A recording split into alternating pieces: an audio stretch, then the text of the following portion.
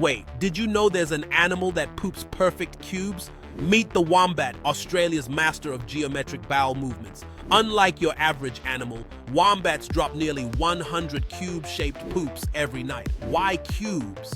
It's not just for style points. These furry engineers stack their poop to mark territory, and cubes don't roll away like, well, normal poop. Their intestines are so specialized, it's like they have a built-in Play-Doh factory.